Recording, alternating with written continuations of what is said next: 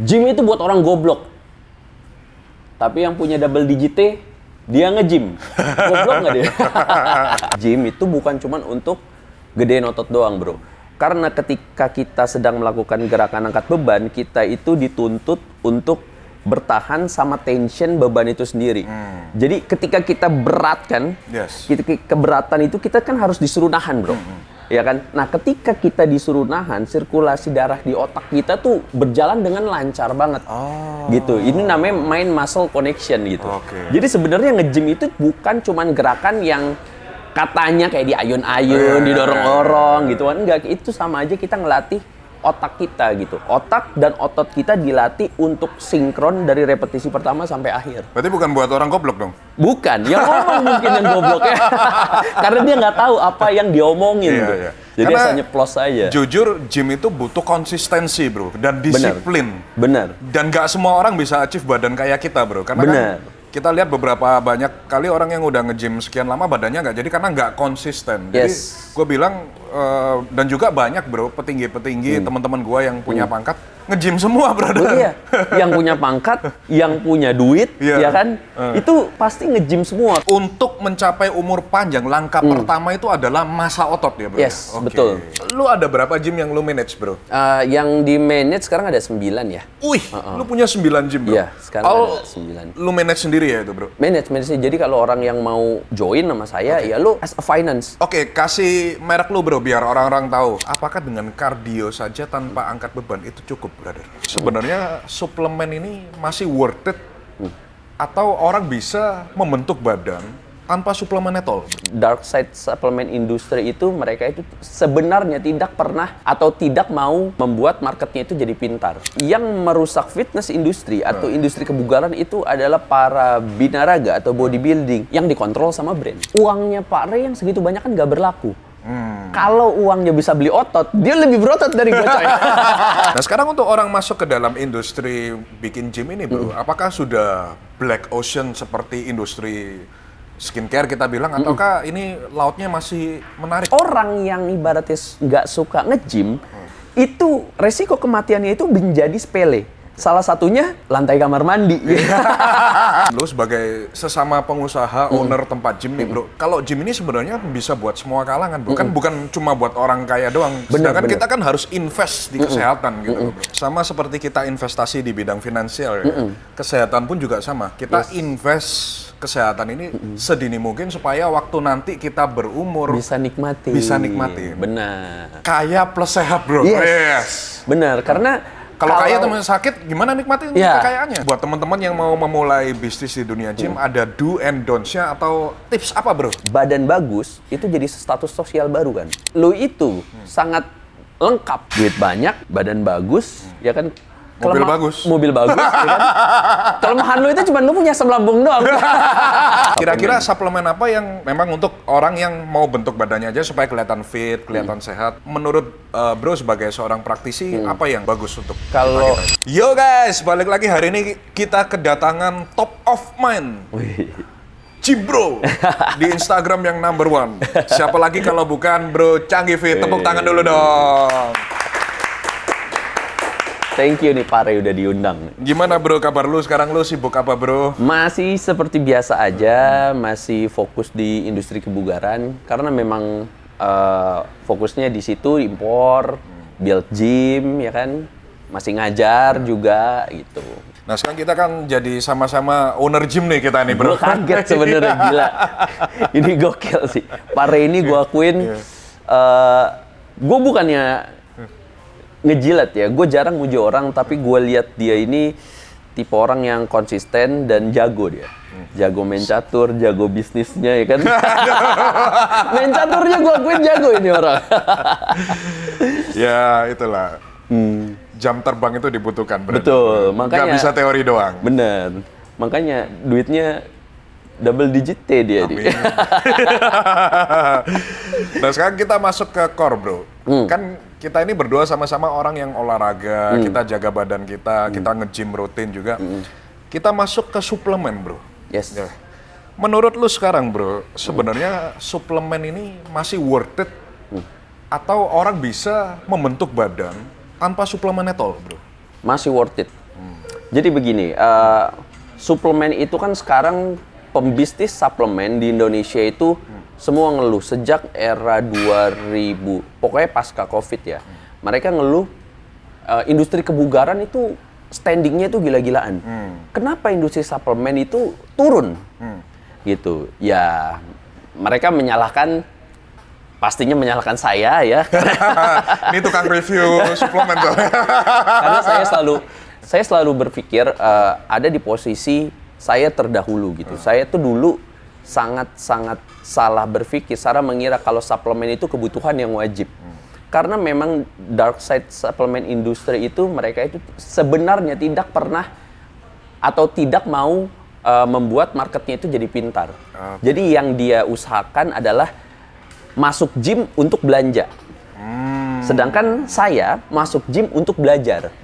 Nah, jadi itu perbedaannya sinkron banget. Makanya waktu itu saya pernah diajak ketemu sama owner brand suplemen, ya ibaratnya top marketnya lah.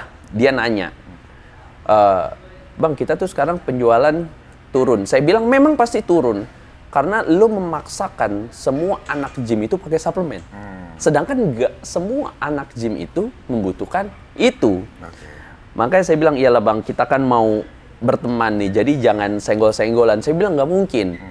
Karena akademisi dengan orang yang oportunis itu nggak bakal bisa akur. Nah, kalau saya memberikan ilmu ya, ibaratnya pengetahuan yang sebenar-benarnya aja, yang nggak disuka nih sama orang-orang yang oportunis gitu. Nah, balik lagi ke masalah suplemen itu. Suplemen itu pasti masih worth it karena apalagi orang-orang kayak Pak Rey ya dibilang sibuk pasti sibuk gitu. Betul, kan. Bro. Kadang ngabisin waktu malah suka di jalan.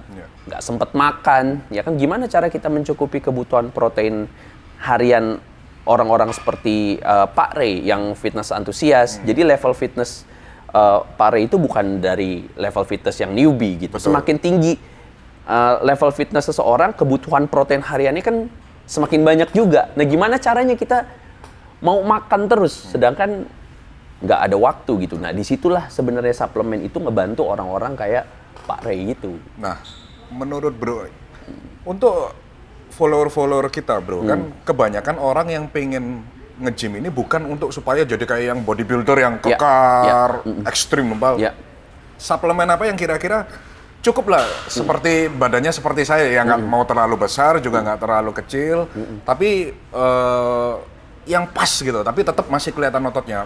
Rekomendasi dari Bro untuk follower-follower kita, karena kebanyakan follower saya tadi waktu gua post AMA itu kebanyakan tanya itu Bro.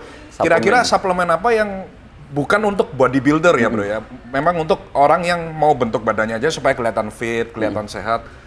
Menurut Bro sebagai seorang praktisi, apa yang bagus untuk kalau menurut saya sih suplemen basic sih masih dipegang sama kreatin ya. Oh, kreatin. Kreatin ya, karena murah. Terus sekarang beragam mereknya ya. Cuman kalau saran saya pakai yang unflavored deh. Kreatin unflavored. Yang unflavored. Why Bro? Karena kalau sudah ada rasanya, itu akan ada fillernya tuh. Rasio per serving kreatinnya itu akan jadi lebih rendah. Kalau saran saya mendingan yang murni sekalian, yang unflavored. Itu kalau saran saya bisa di mixing sama jus, sama pre-workout, karena kreatin itu salah satu jenis suplemen yang memiliki mixability paling tinggi. Dia bisa pakai makanan pun dia bisa di-mix. Jadi makan bubur nih, saya juga sering begitu makan bubur, kasihin kreatin 1 scoop. Ganggu barasanya? Ganggu barasa. nice. Dan itu murah. Jadi kalau whey protein mereka perlu nggak Bro? Whey protein jadi gini, seperti yang tadi saya bilang, fitness level orang semakin tinggi itu kebutuhan proteinnya itu semakin banyak juga. Nah, kalau orang yang baru kebutuhan proteinnya itu belum banyak sebenarnya. Jadi masih relevan banget untuk dicukupi sama real food. Makanya kalau masuk gym pertama belajar dulu. Jangan belanja dulu. Kebutuhan proteinnya sebesar apa, sebanyak apa, ya kan kamu udah nge-gym berapa lama dan goals kamu tuh seperti apa gitu. Jujur kalian kalau mau tips gym jangan lupa follow Bro Changi di sini ya. Karena Gue juga sering nontonin konten dia. Ambil yang baik-baik aja. Karena gue juga gym antusias juga, bro. Berarti secara basic yang paling pertama dulu adalah kreatin. That's it ya? Iya. Oke, kreatin guys. 5 Unflavor kreatin yang nggak ada rasa. 5 gram per hari cukup lah. Kalau kalian ngelihat ada influencer yang bilang, 1 hari 20 gram, 1 hari 15 gram, ya dia pasti jualan itu. Jangan terlalu jujur gitu, bro. Terus, untuk badan yang fit, brother, idealnya seminggu berapa kali dan dalam satu sesi berapa lama? Kalau masalah idealnya... Kita bilang bukan yang seperti bodybuilder ya, bro. Kita bilang yang fit, kelihatan bagus gitu lah. Kalau intensitas latihannya itu bisa dijaga dan kualitasnya itu ibaratnya kayak orang-orang yang pakai PT lah ya. Seminggu 3 kali itu udah cukup banget. Karena semakin intensitas latihannya itu semakin dijaga, time under tensionnya, rest between setnya, benar-benar disiplin. Seminggu 3 kali itu bisa bikin gempor. Oh, iya. Karena latihan misalnya kaki, DOMS di kaki itu rata-rata tuh 2 kali 24 jam sampai 3 kali 24 jam baru dia mereda. Gitu. Nah, kalau kita udah selesai latihan kaki di bawah until failure, kita bisa di upper body. Gitu. Jadi seminggu 3 kali itu udah cukup banget. Per sesi berapa lama, bro? Sejam, 2 jam? Per sesi kalau latihannya ini bagus ya. Balik lagi ke intensitas yang tadi saya sebutin, 90 menit itu udah gempor banget, Pak. 90 menit? Iya, itu udah selesai. Kalau dia bisa latihan 2 jam, 3 jam, itu pasti intensitas latihannya itu kurang bagus. Rest between setnya itu terlalu lama. Betul. Gitu. Jadi itu guys, bagi kalian yang mau fit, seminggu at least 2-3 kali. Yes. Nothing less ya, bro? Yes. Nah, ada research paper yang menarik guys, nanti kalian boleh cek di sini bahwa orang yang nge-gym itu, bro, malah ningkatin IQ-nya, bro. Yes, correct. Dan nggak semua orang itu bisa komit. Betul. Untuk badan gua jadi seperti ini, kita butuh years of training, konsistensi. Benar. Bahkan ini ada bukti ilmiah guys, nanti bisa cek di sini, bahwa gym itu malah ningkatin IQ. Gym itu buat orang goblok. Tapi yang punya double digit T, dia nge-gym. Goblok nggak dia? Karena kenapa bisa ningkatin IQ, mungkin kalian bisa biasanya berpikir kalau nge-gym itu cuma untuk otot. Yes. Nah, ini yang sebenarnya harus dilurusin sama influencer kebugaran. Jadi fitness, nge-gym itu bukan cuma untuk gedein otot doang, bro. Karena ketika kita sedang melakukan gerakan angkat beban, kita itu dituntut untuk bertahan sama tension beban itu sendiri. Jadi ketika kita beratkan, keberatan itu kita kan harus disuruh nahan, bro. Ya kan? Nah, ketika kita disuruh nahan, sirkulasi darah di otak kita tuh berjalan dengan lancar banget. Gitu. Ini namanya mind muscle connection gitu. Jadi sebenarnya nge-gym itu bukan cuman gerakan yang katanya kayak diayun-ayun, didorong-dorong gitu kan. Enggak, itu sama aja kita ngelatih otak kita gitu. Otak dan otot kita dilatih untuk sinkron dari repetisi pertama sampai akhir. Berarti bukan buat orang goblok dong? Bukan, yang ngomong mungkin yang goblok ya. Karena dia nggak tahu apa yang diomongin. Jadi hanya nyeplos aja. Jujur, gym itu butuh konsistensi, bro, dan disiplin. Benar. Dan nggak semua orang bisa achieve badan kayak kita, bro. Karena kan kita lihat beberapa banyak kali orang yang udah nge-gym sekian lama badannya nggak jadi karena nggak konsisten. Jadi gue bilang, dan juga banyak, bro, petinggi-petinggi teman-teman gue yang punya pangkat nge-gym semua, brother. Iya, yang punya pangkat, yang punya duit, ya kan, itu pasti nge-gym semua karena nggak ada, karena gini, longevity, bugar di usia tua nggak akan bisa didapetin sama orang kalau dia itu nggak punya massa otot yang cukup. Nice. Jadi massa ototnya dulu harus cukup, baru dia bisa ngedapetin longevity itu. Jadi, I got your point. Jadi untuk mencapai umur panjang, langkah pertama itu adalah massa otot ya, bro? Yes, betul. Karena otot itu menopang segalanya. Otot rangka itu bisa dibilang tuh kayak pondasi. Jadi lu mau bikin rumah semewah apapun, kalau pondasinya itu nggak kuat, tinggal tunggu waktu, ambruk aja gitu. Itu yang harus kalian tahu. Jadi please ya, untuk teman-teman influencer fitness ya kan, gym, bodybuilding, jangan cuman di flexing ototnya. Tapi gimana caranya kalian ngedapetinnya, journey-nya, dan manfaatnya. Gitu. Dan satu lagi, untuk ngebikin otot, mendapatkan otot itu jangan ngarep shortcutnya. Yes. Karena ketika kalian itu berpikir untuk berharap cepat, ngambil jalan pintas di shortcut ya, walaupun ya menggunakan PED dan anabolic steroid yang lainnya itu juga butuh proses. Oke.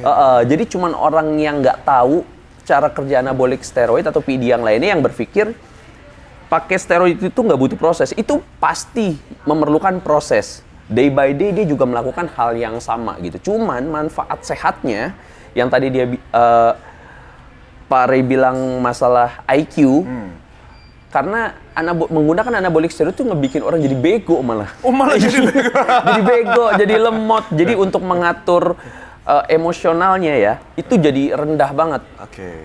Nah, makanya Jadi labil gitu ya, jadi, bro? betul, jadi labil. Nah, jadi sangat kontras banget ketika orang yang memiliki otot di-build secara konsisten dan tanpa menggunakan anabolic steroid secara ugal-ugalan gitu, sama orang yang menggunakan anabolic steroid dengan cara abuse drugs. Tampilannya beda, isian otaknya itu juga beda. Oke. Nah, kemudian yang kemarin sempat viral adalah mengenai orang yang pakai steroid untuk shortcut, bro. Ya kan? Mungkin dari yang badannya, mohon maaf ya, kalau ngomongnya krempeng istilahnya, yang benar-benar kurus. Dia mau jadi seperti kita nih, bro, badannya rada berisi bentuk. Dan kemudian dia pakai steroid, bro. Sedangkan untuk saya sendiri, untuk achieve kesini kan saya kalau nggak salah gym itu udah 3-4 tahun lah, bro. Nah, apakah dengan steroid ini mungkin jadi dipersingkat, mungkin cuma jadi 1 tahun atau 6 bulan? Atau do you recommend that, bro, untuk orang yang mau achieve secara cepat gitu loh? Jadi gini, kita harus tahu dulu sama-sama ya, anabolic steroid itu kalau menurut saya pribadi, efek sampingnya itu bukan karena ada pembesaran organ lah, ginjal, heart attack dan lain sebagainya ya. Itu ngaruh ke psikologis. Itu kalau yang saya ini nih ya, efek sampingnya ya. Dan kalau untuk shortcutnya, ya saya harus kasih tahu ke kalian semua, orang yang krempeng itu biasanya dia susah makan. Dia yang krempeng itu dia susah makan, ibaratnya bisa dibilang itu kayak pemilih lah. Makan tuh harus yang sesuai maunya dia kadang keskip makan dan lain sebagainya. Kalau orang menggunakan anabolic steroid itu, makan terus. Dikit-dikit maunya makan, dikit-dikit maunya makan. Nafsu makannya naik. Nafsu makannya itu naik, gitu. Ketika nafsu makan naik, angkatannya di gym jadi naik. Ketika angkatannya di gym naik, ya jadi dia sebenarnya gym itu kalau untuk build muscle, makanya saya bilang bodybuilding adalah olahraga malas sebenarnya. Kenapa saya bilang malas? Karena makan tidur, makan tidur, makan tidur. Cuman itu doang kerjanya. Dia stres, ototnya nggak growing. Dia kurang tidur, ototnya tuh nggak growing. Jadi sebenarnya ya cuman makan tidur, makan tidur. Nah, dengan anabolic steroid itu, si krempeng yang nggak suka makan, yang ibaratnya pilih-pilih makanan, apa aja bisa dia makan. Gitu. Itu sebenarnya yang bisa ngerus, sama kayak orang yang mau dari overweight ke kurus, ya. Cutting ibaratnya, dia kan bermasalah sama nafsu makannya. Maunya makan terus. Nah, ketika pakai PED itu, tiba-tiba nafsu makannya hilang. Nafsu makannya hilang, metabolismenya menjadi tinggi. Jadi badan dia itu sanggup memecah lemaknya dia menjadi energi tanpa dia masukin makanan berlebih. Sebenarnya gitu. Intinya begitu. Nah, tapi menurut lu rekomen nggak, bro? Misal orang mau pakai shortcut dengan steroid, bro. Mungkin yang sebelumnya tahunan mungkin jadi lebih singkat gitu, bro. Worth it nggak menurut lu? Atau ya udah kita go natural? Worth it apa enggaknya itu tergantung orangnya. Kalau orangnya ini benar-benar, jadi pastikan dulu kalau kamu mau menggunakan anabolic steroid, pastikan dulu kamu kaya ya. Ya, please lu harus kaya, karena kalau lu nggak kaya, lu akan ngemis-ngemis sama brand untuk mendapatkan uang. Makanya sebenarnya yang merusak fitness industri atau industri kebugaran itu adalah para binaraga atau bodybuilding yang dikontrol sama brand. Jadi mereka tuh bersedia melakukan apa aja, yang penting support gua dari segi makan, suplemen, PED dan lainnya gitu. So they don't care about the follower mau kena apa kayak yang penting dia dapat support dari. Benar. Makanya that's dangerous, bro. Yes, itu kacau banget ya kalau menurut saya ya. Makanya rata-rata orang-orang yang berani ngomong nggak masuk akal, itu rata-rata ya mohon maaf ya, dia ini orang antah berantah dari mana, dia bersedia untuk mengorbankan kesehatannya, ya pakai anabolik steroid, cascus semua segala macam, ya hanya untuk dikasih bayaran agar dia tetap bisa eksis.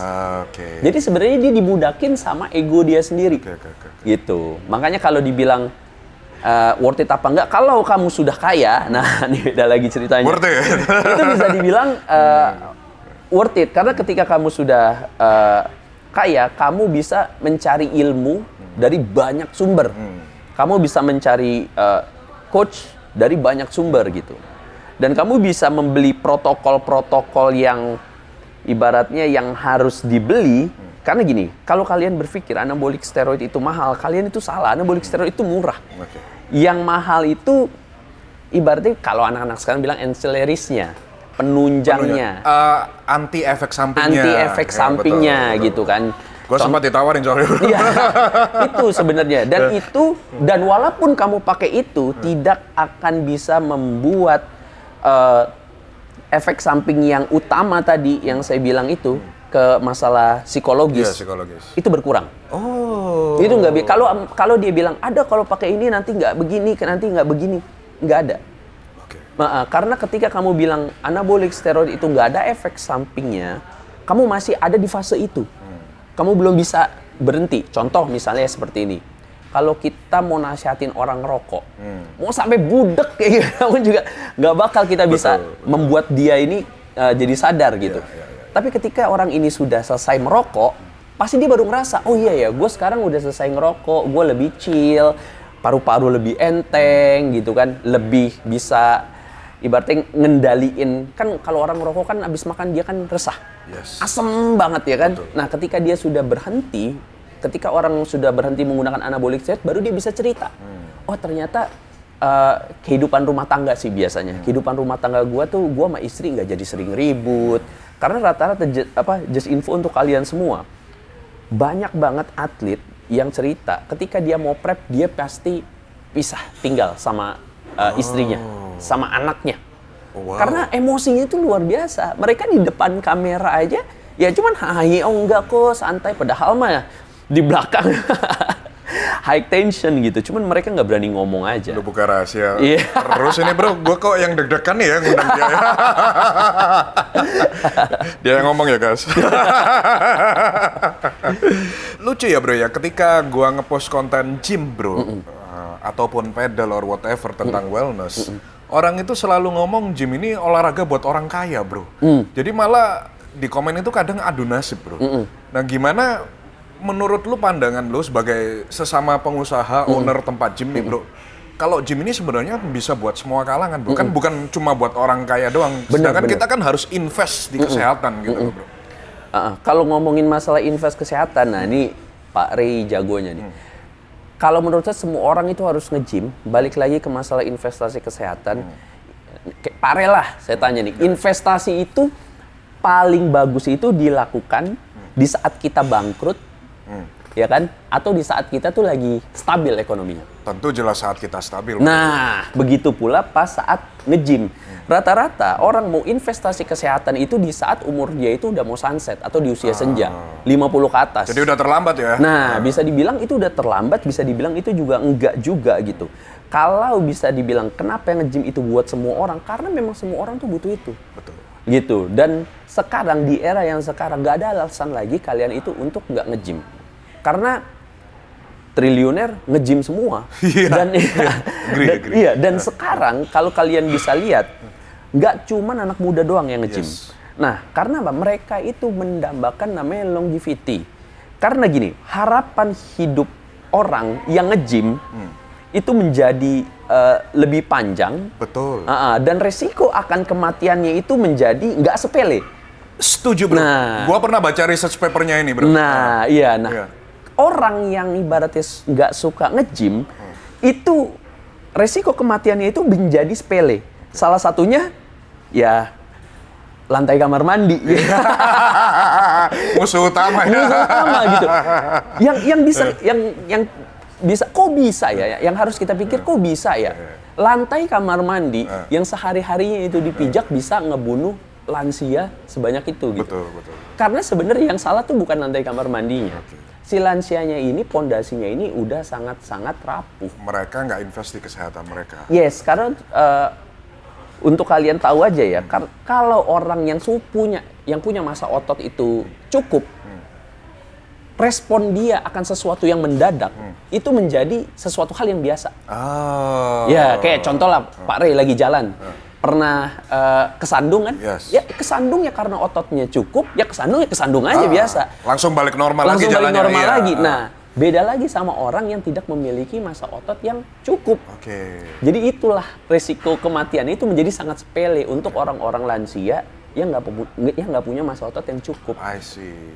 Iya, itu intinya. Jadi guys, sama seperti kita investasi di bidang finansial ya, kesehatan pun juga sama. Kita invest kesehatan ini sedini mungkin supaya waktu nanti kita berumur Bisa nikmati.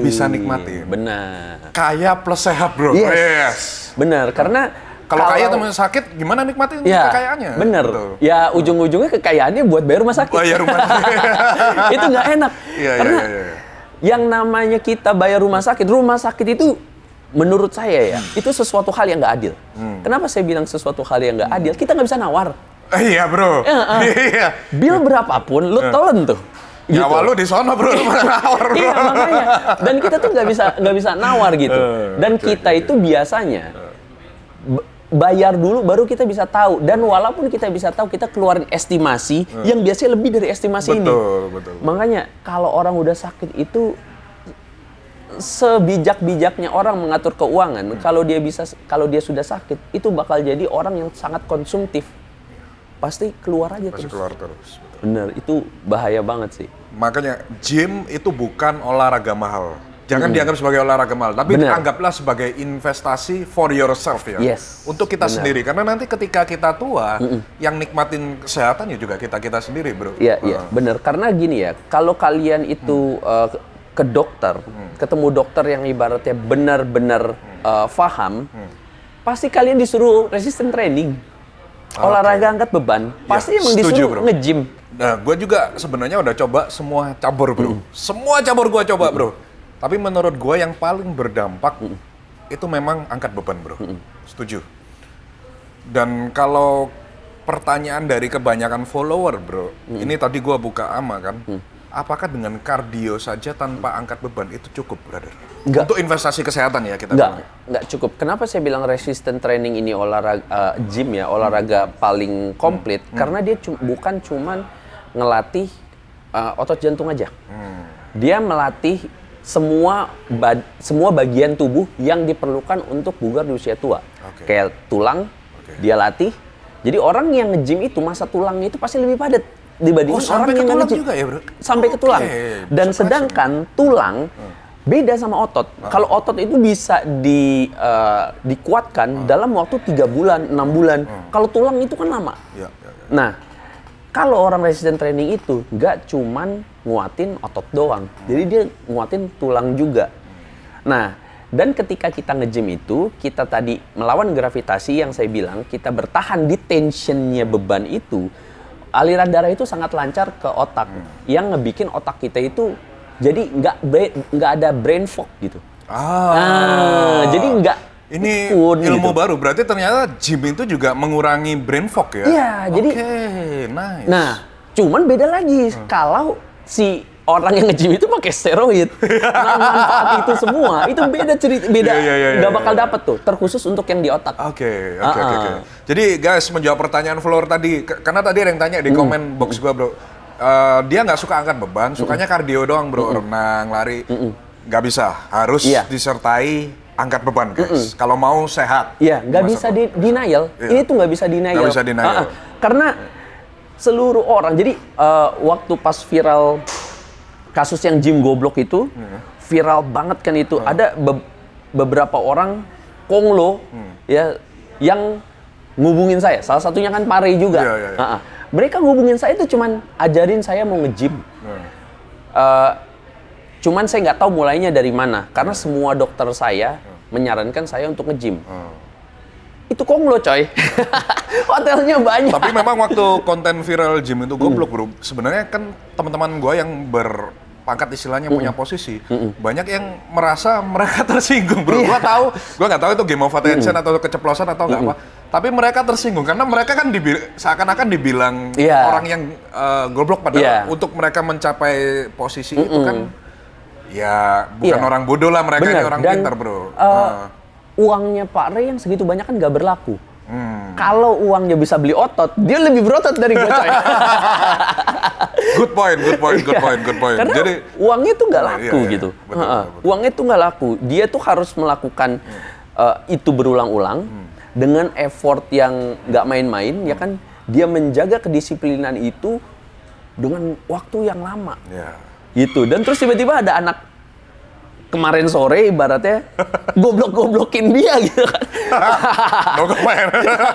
Ya emosi lah orang-orang itu. Sama bro, sama. Gua tahu gue di telepon karena mereka kan taunya di industri gua kan bro. Kemudian gua yang kena bukan kena omel lah, maksudnya dihubungin lah. Ini kenapa kok ngomong begitu? Ya mana gua tahu. Iya tapi ya just info ya, gua notice Pare ini pas dia ini lagi ada sama selisih paham sama Ferry Irwandi waktu itu, dan dia itu bikin video apa sih ribut-ribut, gue lagi nge-gym nih gitu. Nah itu di situ gue langsung notice, gue profiling nih orang, dan ini orang bener-bener nge-gym, dan pas gue lihat, wah gue harus kenal sama nih orang. Iya sih, akhirnya kita kenalan ya waktu itu. Kita sempat makan bareng juga, akhirnya thank you bro for coming to my podcast bro. Nah sekarang kita masuk ke sisi bisnis bro. Kan as you know, our group, Drift Group, barusan saja berinvestasi di Anytime Fitness yang sekarang secara jumlah chain ini paling banyak di Indonesia. Kita punya 60, tahun ini targetnya 110 cabang bro. Nah, lu kan juga owner gym juga nih bro.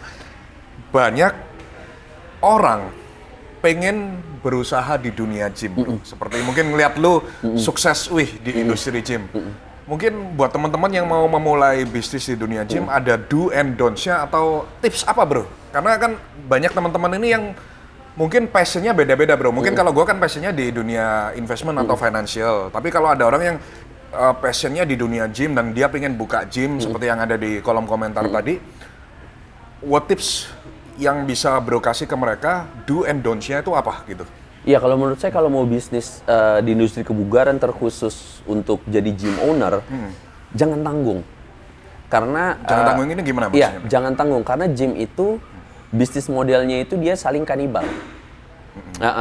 Gym yang ada di sekelilingnya itu akan makan gym yang deket dia tapi nggak seproper dia.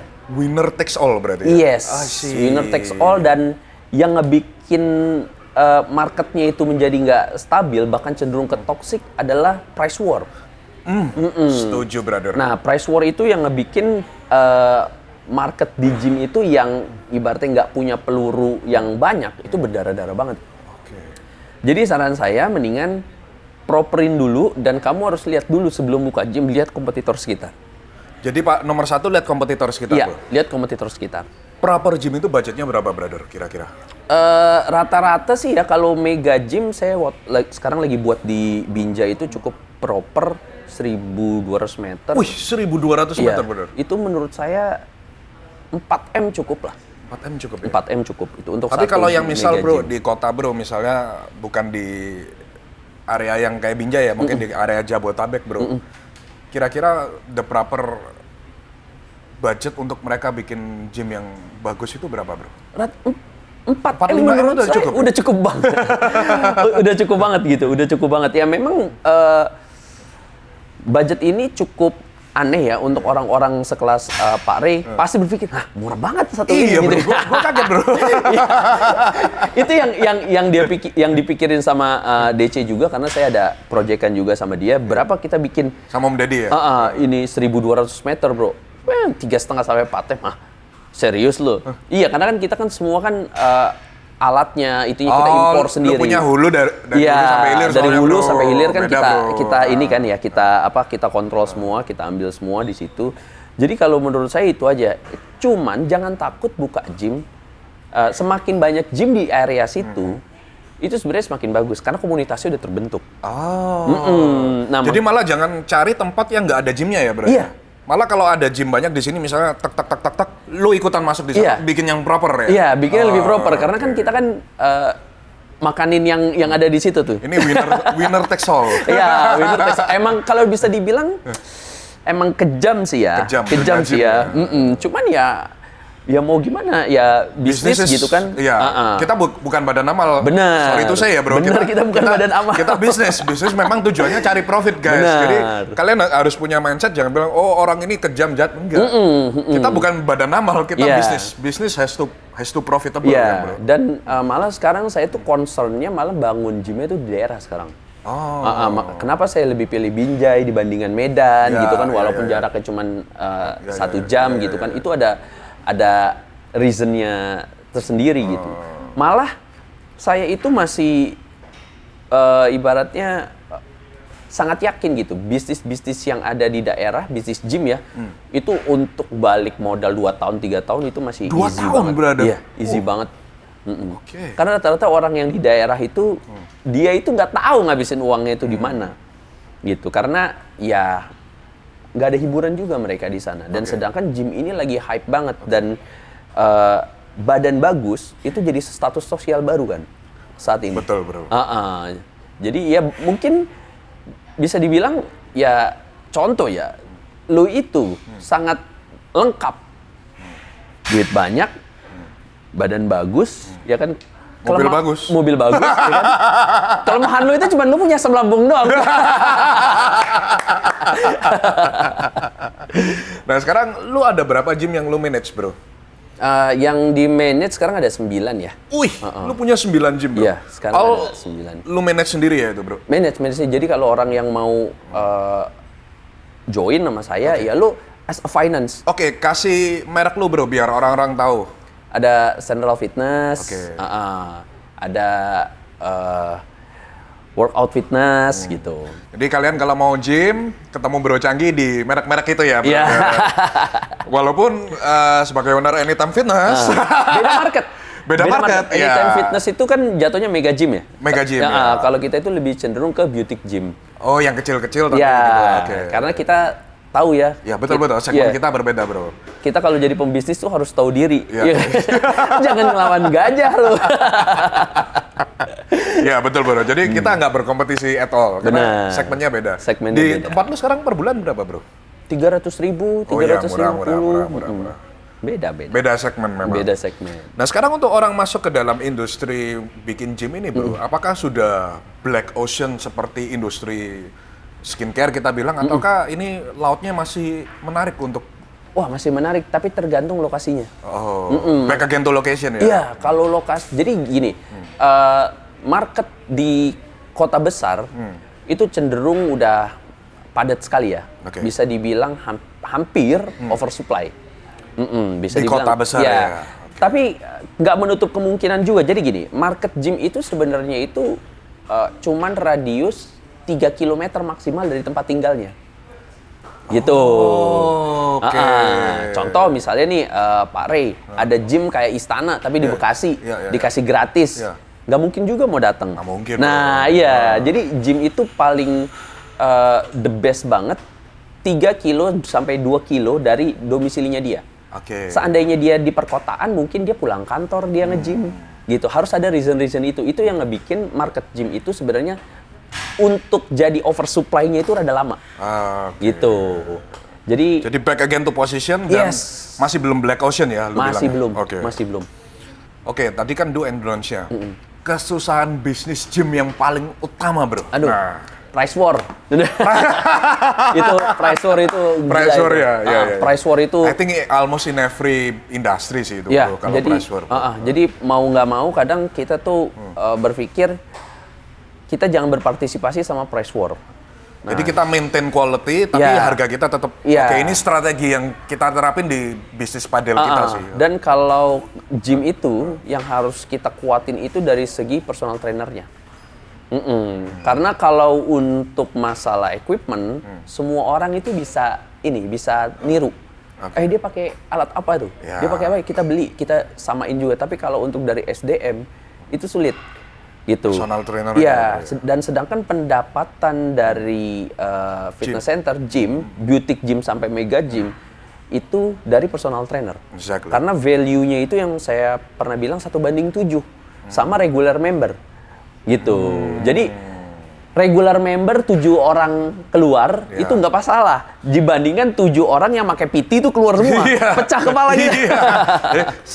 Maksudnya gini guys, 1 orang yang nge-gym pakai PT itu lebih berharga daripada 7 orang yang nge-gym doang tanpa PT. Betul. Jadi mau nggak mau emang SDM untuk personal trainer itu emang harus kita jaga banget gitu. Karena gini, human touch itu nggak bakal bisa digantikan. Betul. Gitu kan. Dan sekarang ini juga yang gue sering lihat terjadi bro. Kalau PT-nya pindah, orangnya ikut pindah bro. Yes, benar. Betul kan? Benar. Benar. Makanya mau nggak mau, kalau kita nggak mau ngikut price war, PT-nya harus kita jaga banget. Gimana lu jaga PT ini bro? Misalnya lu udah train bagus nih, ya kan? Misalnya dia dari bukan siapa-siapa, lu jadiin seseorang. Kan pasti kompetitor approach ke dia. Nah, how do you train them, then how do you maintain them bro? Ini buat teman-teman yang mau bisnis gym ya. Jadi kalau saya kan owner ya, jadi saya bisa ngebuat kebijakan yang strategis atau bahkan tidak strategis. Nah, strategis menurut PT ini belum tentu strategis menurut PT itu. Jadi gini, PT yang kerja sama saya itu nggak pernah dia resign. Wow. Kecuali dia dikeluarin. Jadi gini, kita harus kasih dan ngelihat celah untuk para pembisnis gym itu hijack PT itu, waduh, itu gila-gilaan itu. Betul, brother. Betul. Saya tahu banget itu. Saya tahu banget. Ya, nah, untungnya di gym saya itu saya ini mengeluarkan ibaratnya kebijakan dan peraturan yang sangat tidak strategis untuk kompetitor saya. Contoh misalnya, di tempat saya nggak ada target. Di tempat saya itu nggak ada target, di tempat saya itu nggak ada matriks turun, adanya matriks naik. Jadi kalau untuk perhitungan komisi nggak ada dia komisi turun, adanya komisi naik atau dia flat. Gitu. Sedangkan itu tidak bisa diberlakukan sama kompetitor saya. Kenapa saya bisa melakukan itu? Karena balik lagi, hulu ke hilirnya, pas saya mau nge-build gym, itu udah saya pegang semua. Nah, jadi kalau menurut saya, kalau kita memulai bisnis itu, kalau kita sudah bisa memulainya dengan budget yang seminimal mungkin, kita udah lari 2-3 langkah ke depan tuh, dibandingkan orang yang mulai bisnis gym dengan gym yang dengan modal yang besar, gitu. Jadi saya tuh gaji sama, gaji sama, tapi no pressure di tempat saya. Sedangkan gym-gym yang memberlakukan sistem komisi, itu pasti ada pressure-nya tuh. Dan matriks turunnya terlalu jauh. Gajinya kecil, komisinya digedein. Yes, jadi gitu. akhirnya dia kejar target. Dan mengganggu orang yang lagi nge-gym biasanya bro. Benar. Beberapa orang yang mau dibajak sama tempat saya, mereka kan pasti nanya, dapat berapa di situ? Yes. Begitu dia bilang, saya dapatnya segini. Mereka nggak bisa lawan. Gitu, mereka nggak bisa lawan. Jadi itulah cara intinya hulu hilirnya itu, dan kalian itu harus benar-benar tahu dan paham gitu. Marketnya seperti apa, manajemennya seperti apa, terus SDM behavior-nya seperti apa gitu. Jadi kalau itu udah tahu semua sih aman-aman aja sih. Jadi intinya dia orang kaya di dunia gym guys. Amin. Karena PT-nya dibayarin tinggi semua sama dia. Tanpa ini ya, tanpa syarat maksudnya. Terus lu ini yang gue penasaran, brother. Cerita awal lu kok bisa masuk ke bisnis gym? Lu jualan suplemen nggak sih sebenarnya? Enggak, awalnya itu saya PT malah. Oh, lu awalnya PT? Awalnya tapi itu lu PT. sampai sekarang pernah jualan suplemen? Pernah. Oh, tapi sekarang udah nggak ya? Sekarang udah enggak. Jadi saya ngawali karir saya di industri kebugaran itu awalnya itu dari PT. Tahun berapa? 2014 waktu itu. Oh, berarti lu udah lama banget. Sama kayak gua di industri kripto ya. Saya cukup lama di PT. Jadi awal saya berawal dari PT. Jadi saya tahu semua tuh isi otak personal trainer di mega gym tuh tahu. Lu belum lari, gue udah finish duluan gitu. Berarti lu bener-bener murni perintis ya, brother ya? Saya murni perintis gitu. Gua salut, always respect buat perintis, bro. Gak serius, bro. Sampai lu dari PT punya 9 gym ini bukan hal yang gampang, brother. Gak semua orang bisa achieve ini loh. Iya, malah kadang saya juga suka bingung ya, karena saya tipe orang yang selalu memiliki ekspektasi yang minim. Yang penting kerja aja gitu. Jadi saya selalu mikirnya, cuman emang kalau dibilang gila kerja, saya gila kerja emang. Jadi awalnya tuh saya jadi dari PT dan saya suka banget dan intinya tuh saya punya kayak sedikit karakter yang gue mau bantu orang sebanyak-banyaknya dan saya mau jadi kaya karena saya tuh lahir di keluarga yang luar biasa sederhana. Mama saya itu cuman lulusan SMA, papa saya lulusan SMA dan dia itu nggak memberikan bekal.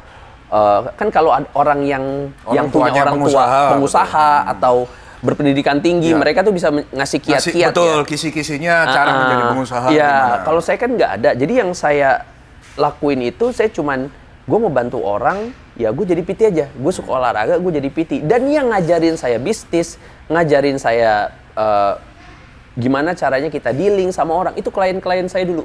Oh, nah. Jadi ketika kamu sering terpapar, sering ngobrol, jalan bareng, makan bareng, duduk satu meja sama orang-orang yang kaya gitu ya, ibaratnya, ya kamu akan terbawa seperti mereka. Dan saya yang selalu tanya sama mereka, Pak, ini gimana ya? Ini gimana ya? Jadi kita tukar value gitu. Gimana sih Pak cara manage? Gimana sih Pak cara ini? Gimana sih cara jadi orang kaya gitu? Ya akhirnya mereka itu ngajarin dengan cara sukarela. Nah awalnya tuh saya dari situ. Nah makanya pas saya memutuskan untuk jadi personal trainer, saya udah dapat, oh ilmunya jadi orang kaya begini, dan saya diajarin waktu itu sama klien saya, kamu impor deh, gitu. Coba kamu main impor, karena impor ini sekarang lagi bagus banget. Akhirnya saya coba impor alat fitness 2018. Iya, dulu masih pakai Alibaba, saya inget banget. Iya. Pakai Alibaba. Iya, zaman Alibaba. Jadi kita tuh beli, waktu itu saya beli dumbbell set, terus saya jualnya di toko bagus. Oh, masih Iya. Zaman kita milenial ya. Di toko bagus gitu. Nah, dan saya tuh kaget di Indonesia ini orang jualnya ini markup-nya ini sampai 200%, 300% gitu. Nah, itu yang saya ngebikin, gue gampang banget jualan. Mereka jual ibaratnya untungnya itu kali 3, ya kan? Saya jual kali 1 aja deh, atau enggak kali 1,5. Yes. Oh, itu cepet banget. Nah, itu saya lipat-lipat terus. Uang masuk saya lipat sampai akhirnya mulai dari satu barang, berapa kubik, dari berapa kubik ke 20 feet, 20 feet, 40 feet gitu aja. Sekarang udah pakai 40 feet loh? Iya, sekarang sampai 40 feet. Murni perintis. Makanya saya bilang, always saya bilang, konsisten di satu bidang konsisten. Sampai jadi juara di bidang itu. Benar. Nggak pindah-pindah industri, ya, lu terus di sini terus ya.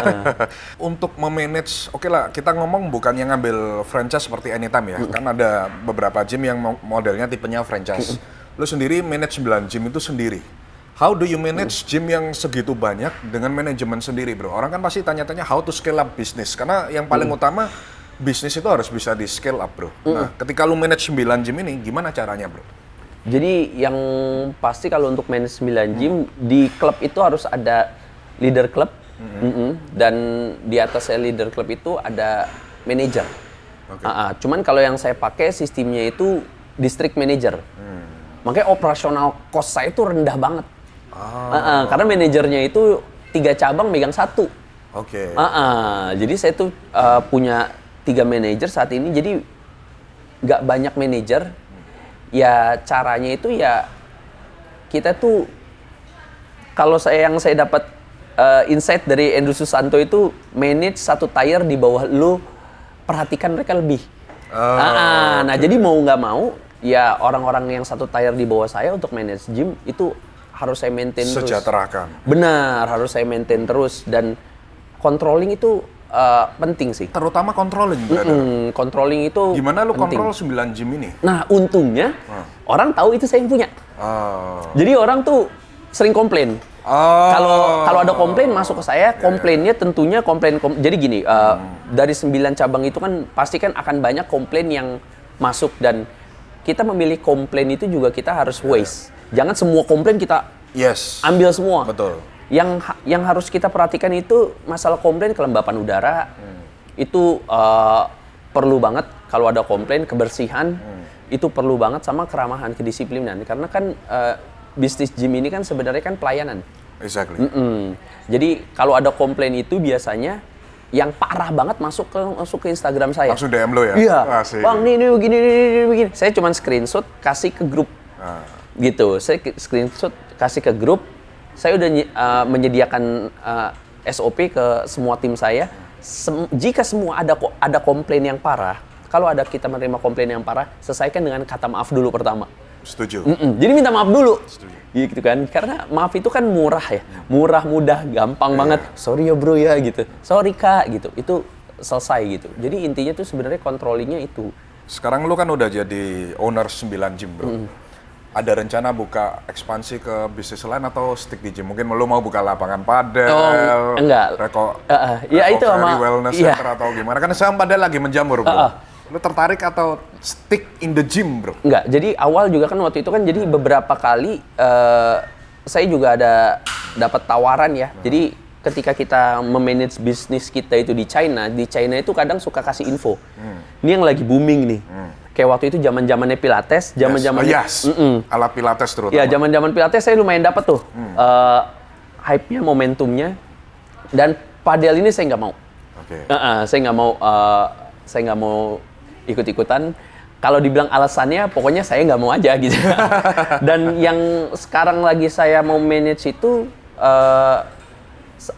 hybrid training center sama DC, sama Om Ded. Maksudnya hybrid itu apa? Jadi kalau yang sekarang lagi booming itu kayak Hyrox. Jadi kayak Hyrox, cuman kita akan bikin yang berbeda seperti Hyrox. Gimana tuh? Cabang pertama kita ada di Bekasi, Harapan Indah. Itu 1.200 meter. Itu sedang on progress, mungkin akan buka di bulan Oktober. Dan nanti kita, jadi hybrid training center ini kita akan buka di kota-kota, kita sebar di titik-titik strategis. Cuman nggak semuanya arena yang 1.200 meter.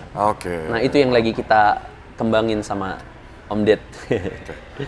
Sekarang kita masuk ke berikutnya, pertanyaan dari follower kita. Saya mulai buka question box ya.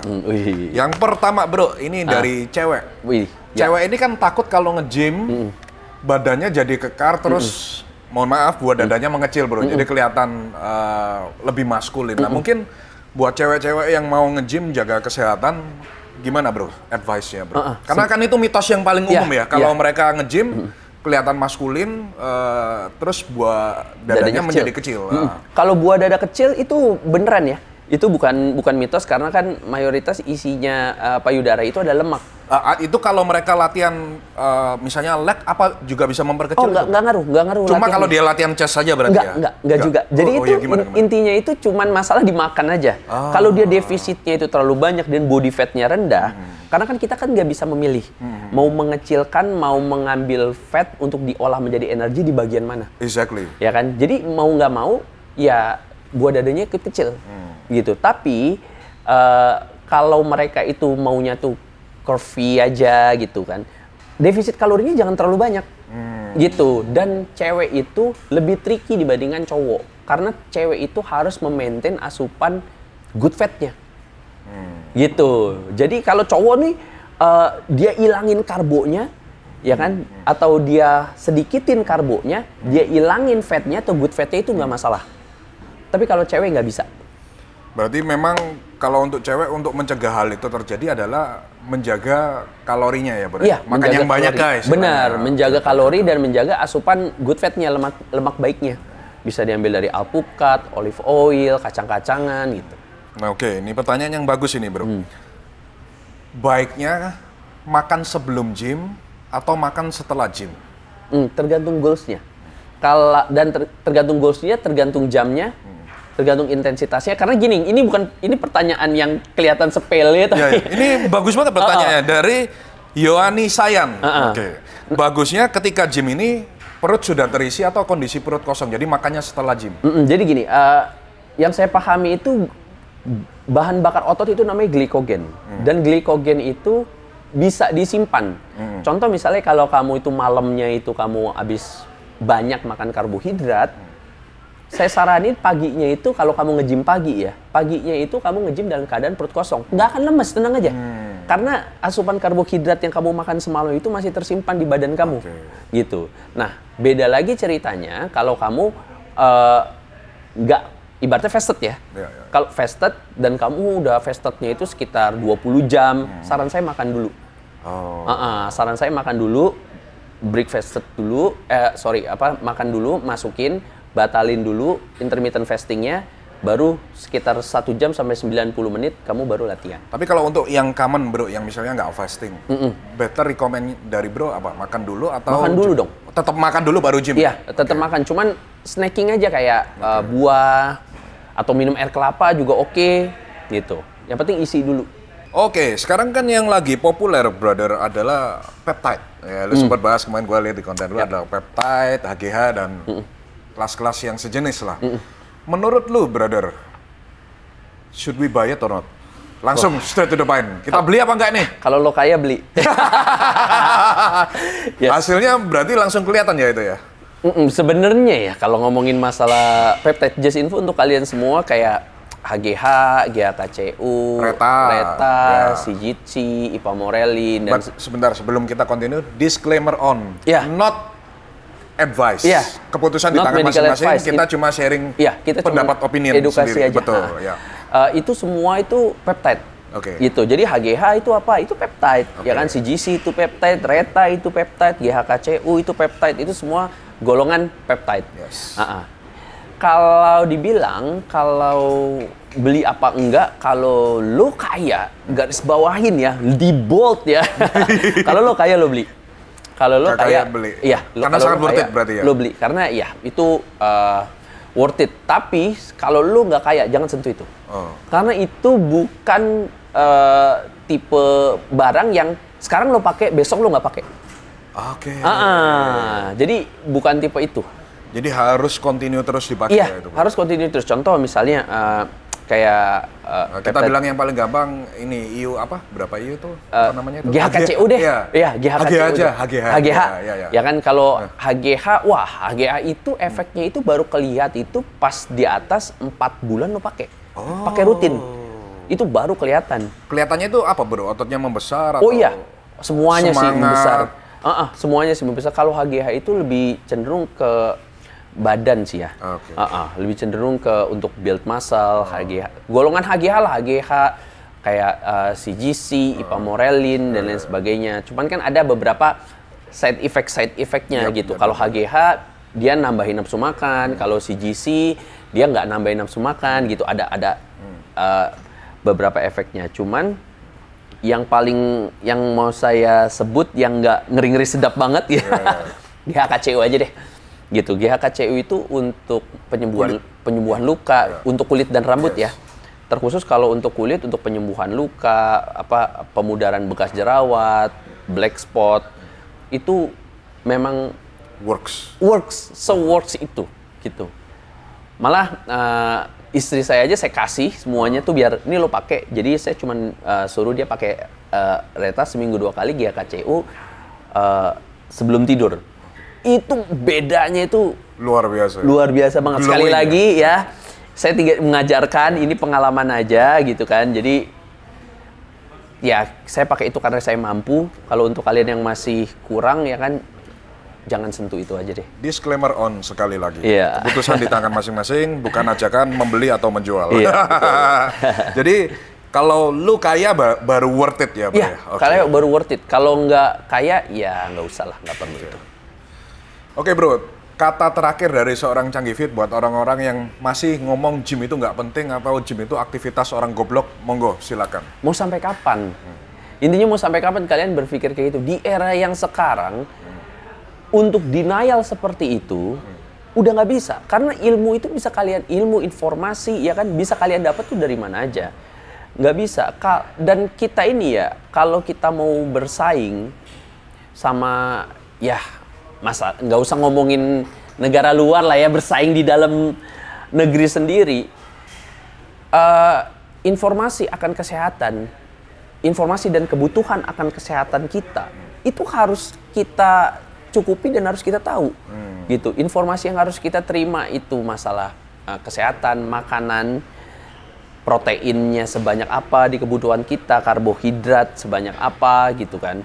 Itu tuh kita harus tahu karena dari apa yang kita masukin di mulut kita, itu akan menjadi akumulasi panjang yang bisa menentukan kualitas otak kita berpikir dan kualitas hidup kita gitu.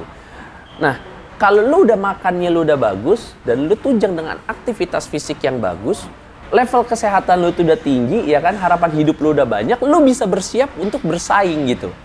Karena, ya balik lagi ya, muka itu kan nggak bisa dirubah ya. Sadis bro. Iya, tapi badan kan bisa dirubah gitu. Iya, betul. Muka lo jelek, badan lo bagus, lo ketolong bos. Iya. Gitu. Jadi, apa alasan sampai sekarang lo tuh masih denial akan itu gitu. Triliuner aja sekuat bro. Triliuner aja bench press gitu. Lo yang bukan siapa-siapa aja masih begitu aja. Jadi itu guys, gym itu adalah investasi kesehatan. Sebisa mungkin dilakukan sedini mungkin ya, Yes, brother ya. sedini mungkin, sesegera mungkin. Oke. Jadi itu dia podcast hari ini dengan Bro Canggih. Bagi yang mau follow untuk seputar gym, kesehatan dan lainnya, boleh follow dia di sini. Jujur saya juga follower beliau dan konten-kontennya sangat edukatif sekali. Bungkus.